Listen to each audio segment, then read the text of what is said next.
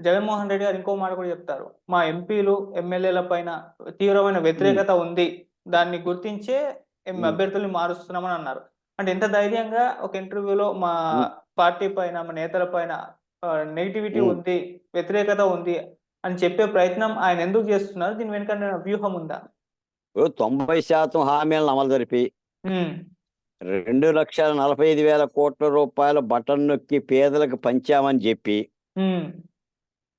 మేము సుపరిపాలన తెచ్చాము, పంచాయతీ కార్యాలయ వ్యవస్థని కూల్చేశాము, మా సచివాలయ వ్యవస్థను తెచ్చుకున్నాము, వాలంటీర్లకు ఉద్యోగం ఇచ్చాము అని చెప్పి హ్మ్. మా ఎమ్మెల్యేలు ఓడిపోతారని చెప్పడం ఏంటి? అదే. మా ఎమ్మెల్యేలకు వ్యతిరేకత ఉంది కాబట్టి నేను మార్చుకుంటున్నానని చెప్పడం ఏంటి? అవును. ఇప్పుడు ఆదిత్య గారు, సార్. మ్, మీ ఇప్పుడు మీరు మంచోళ్ళు, హ్మ్. మంచి కుటుంబం, హ్మ్. మంచి ఇల్లు, మళ్ళీ ఈ మాట ఏంటి? ఇప్పుడు నీ పరిపాలన బాగున్నప్పుడు నీ ఎమ్మెల్యేలు ఓడిపోరు కదా. అవును. ఓకే, మీ మాటకే వస్తా. నువ్వు ఆ ఓడిపోతున్న ఎమ్మెల్యేలను సర్వే ఆధారితంగా పనికిరాదని చూసి కొత్త వాళ్ళని వేస్తున్నావు. హ్మ్. వీళ్ళు పనికొస్తారా? వీళ్ళు పనికొస్తారా? ఆదిత్య గారు, మీరు వైసీపీ పార్టీలో హ్మ్. గత 4 ఏళ్ళు వీర విహారం చేశారు ఎమ్మెల్యేలు. ఓకే. అసలు ఒక్కొక్కరికి అదుపు లేకుండా హ్మ్. దున్నపోతుల్లాగా ప్రజల మీద నిలబడి గోల గోల చేశారు. హ్మ్. అమరావతి ధ్వంసమైనా ఏది ధ్వంసమైనా కూడా ఏనాడు పట్టించుకోలేదు. అవును. నేను ఒక మాట చెప్తాను మీకు. చెప్పండి సార్. ఇప్పుడు హ్మ్. వైసీపీ పార్టీలో హ్మ్. చాలా మంది ఎంపీలు, ఎమ్మెల్యేలు హ్మ్. జగన్మోహన్ రెడ్డి గారికి దండం పెట్టి, హ్మ్. అయ్యా మేము నీ దగ్గర ఉండలేమయ్యా, హ్మ్. మేము వెళ్ళిపోతామని చెప్పేసి పారిపోతున్నారు. అవును. ఈ పారిపోతున్న వాళ్ళలో మీరు ఒకసారి వినండి. ఎందుకు పారిపోతున్నారు? వీళ్ళు ఏ తప్పు చేశారు? నిజంగా వీళ్ళకి అధికారాలు ఇచ్చాడా ముఖ్యమంత్రి? ఇవ్వలేదా? హ్మ్. మంచి చేస్తే పారిపోవాల్సినంత అవసరం ఏముంది? ఆ? అవును. మీకు మీరు వినండి. హ్మ్. మన కడప ఎంపీ హ్మ్. కడప ఎంపీ సంజీవ్ కుమార్ అవును. జంప్. హ్మ్. తర్వాత ఎంపీ శ్రీకృష్ణదేవరాయలు అవును. జంప్. జంపు. ఆ ఆనం రామనారాయణ రెడ్డి, కోటమిరెడ్డి శ్రీధర్ రెడ్డి, ఉండవల్లి శ్రీదేవి జంప్. హ్మ్. అవును. Alla Ramakrishna Reddy jump. Parthasarathy jump. Balashowry jump. తర్వాత పూతలపొట్టు ఎమ్మెల్యే ఎంఎస్ బాబు, ఆయన ఆవేదన. వసంత కృష్ణప్రసాద్ ఆవేదన. ఇంతమంది ఎందుకు పారిపోతున్నారు? ఈ రోజున వైసీపీ పార్టీలో బీసీ లాగా ఒక హ్మ్. గులాంగిరి చేస్తూ, కనీసం డొక్కా మాణిక్య ప్రసాద్ గారు అయితే ఒక్క 5 నిమిషాలు ఇంటర్వ్యూ భాగ్యాన్ని అడుగుతున్నాడు. ఆయన ఇటు దోశల జాపి ఒక 5 నిమిషాలు భాగ్యం. ఈ పరిపాలన ఏమంటాం సార్? ఇప్పుడు నియంతృత్వ చాలా దుర్మార్గమైన పరిపాలన. అవును. వ్యవస్థలను నాశనం చేసి, వ్యవస్థలను కోర్టు పాలు చేసి, ప్రజలను కోర్టు పాలు చేసి, అన్నమో రామచంద్ర, న్యాయమో రామచంద్ర అని అరిసే విధంగా చేస్తే ఎందుకుంటారండి? కాబట్టి ఆ వస్తున్న వాళ్ళందరూ కూడా ధన్యులు. హ్మ్. బయటకొచ్చే వాళ్ళందరూ ధన్యులు. ఇంకా బయటికి రాకుండా వైసీపీలోనే ఉంటే వాళ్ళే పాపాత్ములు. హ్మ్. ఫలితాలు రేపొద్దున అనుభవిస్తారు. రైట్. ఏదైనా ప్రజాస్వామిక రథచక్రాలు గదిలిని, ఆ రథచక్రాల కింద వైసీపీ చతికిలబడక తప్పదు. రైట్. తుత్తునీలగాక తప్పదు. ఓకే. సార్ అలాగే అదే జగన్మోహన్ రెడ్డి గారు మీరన్నారు సిద్ధమా అని చెప్పేసి ఒక ప్రోగ్రామ్ స్టార్ట్ చేస్తున్నారు. దాంట్లో పేదలకి, పెత్తందారులకి మధ్య యుద్ధం ఇప్పుడే మొదలైపోయింది అని అంటున్నారు. ఇంతకి ఎవరు పేదలు? ఎవరు హ్మ్. పెత్తందారులు సార్? ఇక్కడ పెత్తందారంటే జగన్మోహన్ రెడ్డి, హ్మ్. పేదలు అంటే బాలకొట్టయ్య అండ్ కో. పేదలం మేము.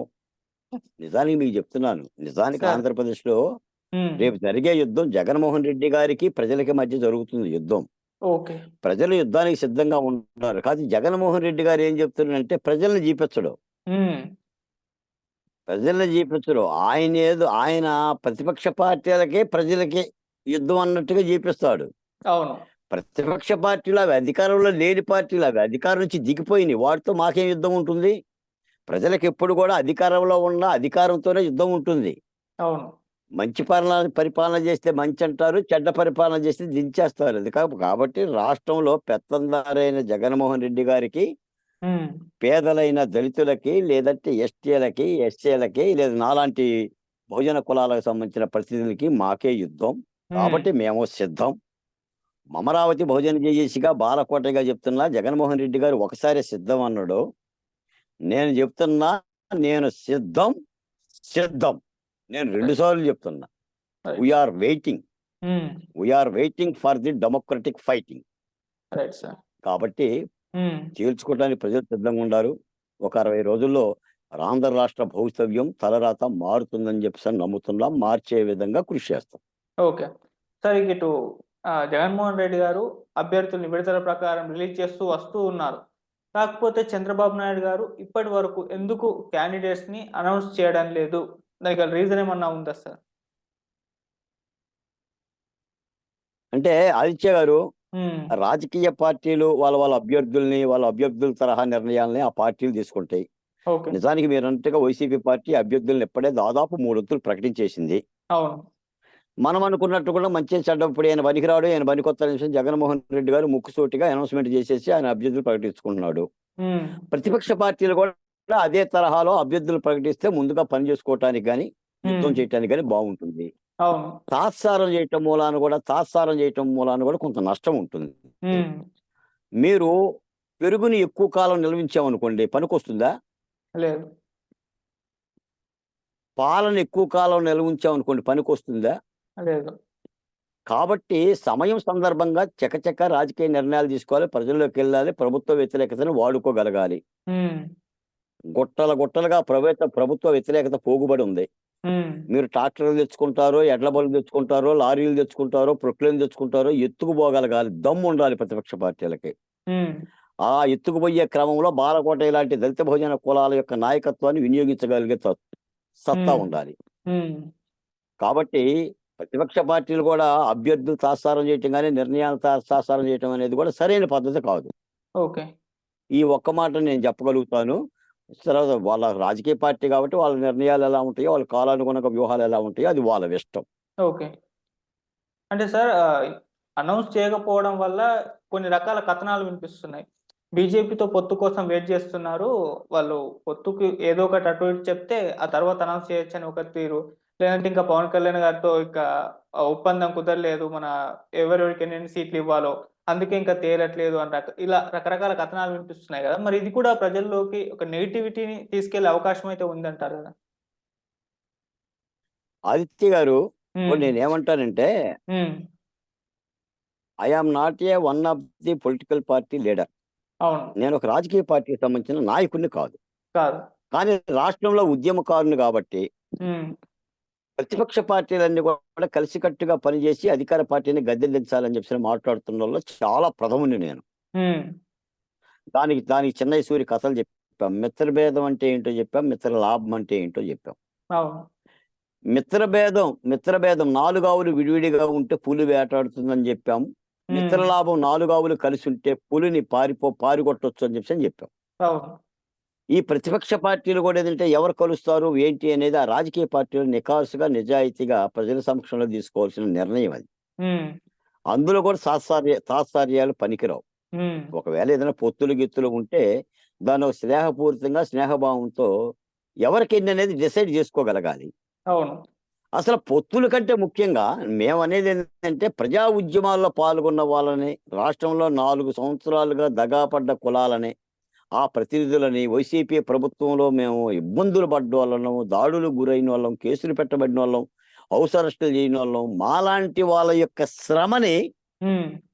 ప్రతిపక్ష పార్టీలు గుర్తించాలి. నేనదే జెప్పా. గతంలో కూడా జెప్పా. మీరు ఎంత గుమగుమలాడే వంటకాలన్నా మీరు జేయండి. హ్మ్. అందులో ఉప్పు లేకపోతే ఆ వంటకం వృధా. అవును. ఆ వంటకం వృధా. కాబట్టి ప్రతిపక్ష పార్టీలు ప్రజలను కలుపుకొని వెళ్ళాలి, ప్రజలతో కలిసి యుద్ధం చేయాలి, ఉమ్, అలా ఉంటేనే ప్రతిపక్ష పార్టీలకి విజయాలు వస్తాయని చెప్పేసి అని అప్పుడు చెప్పా, ఇప్పుడు చెప్తాను. ఉమ్. ఓకే సార్, ఓవరాల్ గా మరి ఇప్పుడు ఎలక్షన్స్ ఇంకొక 60-70 అలా ఒక 3 months అనుకోండి, మరి వేవ్ టీడీపీ వైపే ఉమ్. ఉంది అని బలంగా ఇప్పుడు చెప్పగలగచ్చు అంటారా?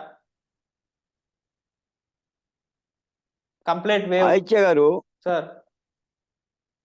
అంటే ఒకటి మాత్రం స్పష్టంగా చెప్తున్నాం, ఉమ్, ప్రభుత్వ పరిపాలనకు వ్యతిరేకత ఉంది. ఓకే. ఇది స్పష్టమేనా అవును. మీకు కూడా? ఉమ్,